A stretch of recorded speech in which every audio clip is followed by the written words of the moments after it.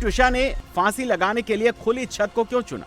ट्विशा ने अगर सुसाइड किया तो उसके शरीर पर चोट के निशान कैसे आए? कहीं ऐसा तो नहीं कि मर्डर को सुसाइड दिखाया जा रहा है? सर, हमने शुरू से इसी बात पे लड़ाई लड़ी थी कि जितने भी इंस्टीट्यूशंस हैं वो कहीं ना कहीं आरोपियों के साथ शुरू से उनकी तरफ उनका झुकाव है, बायसनेस है।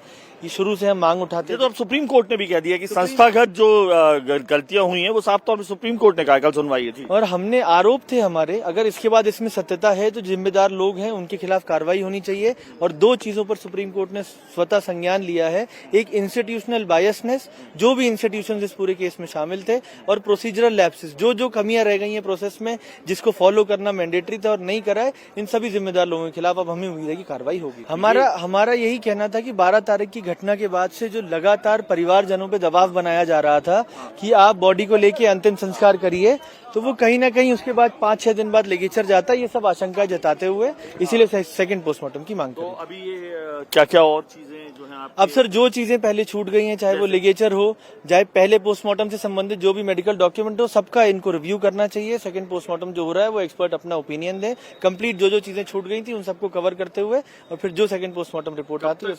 ट्विशा के पति समर्थ सिंह 7 दिनों के लिए पुलिस कस्टडी में है और उससे लगातार पूछताछ जारी है, लेकिन समर्थ एसआईटी के पूछे सवालों को सही ढंग से जवाब नहीं दे रहा है।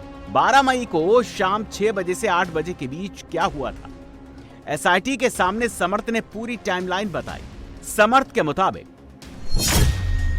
12 मई की शाम करीब 6 बजे ट्विशा पार्लर से घर वापस लौटी। 6:30 बजे से 7:30 के बीच ट्विशा और समर्थ के घर के सामने मौजूद पार्क में वॉक किया।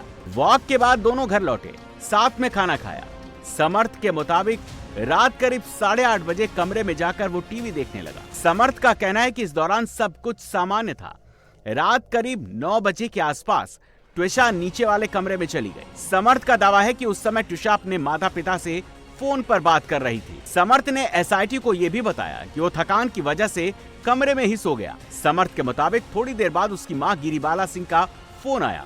उन्होंने बताया कि ट्विशा दिखाई नहीं दे रही है और कॉल भी रिसीव नहीं कर रही है। इसी के ठीक बाद ट्विशा की मां का फोन आया, जिन्होंने कहा कि ट्विशा परेशान लग रही थी, रो रही थी, इसीलिए जाकर उसे देख लें। जब गिरिबाला सिंह छत पर पहुंची तो उन्होंने देखा कि ट्विशा एक्सरसाइज में इस्तेमाल होने वाली इलास्टिक बेल्ट से फांसी पर लटकी हुई थी। एसआईटी उसके जवाबों से संतुष्ट नहीं है।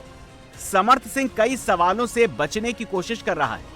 समर्थ ने जो कहानी एसआईटी को बताई, उसने अहम सवाल खड़े कर दिए हैं। अगर सब कुछ सामान्य था तो कुछ ही देर बाद ऐसा क्या हुआ? क्या 8:30 बजे के बाद कोई विवाद हुआ था? क्या ट्विशा फोन पर वाकई परेशान और रो रही थी?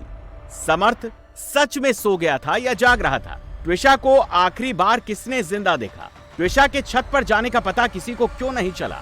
समर्थ ने यह भी दावा किया कि प्रेगनेंसी के बाद ट्विशा का बर्ताव बदल गया था। उसने बेंगलुरु जाने से इनकार कर दिया था। अपने भाई के साथ अजमेर रहना चाहती थी। इस बात को लेकर दोनों में कई बार बहस भी हुई। समर्थ के जवाब को वेरीफाई करने के लिए एसआईटी ने भी सवालों की एक लिस्ट तैयार की है। 20 सवाल हैं जिनके जवाब समर्थ को देने हैं।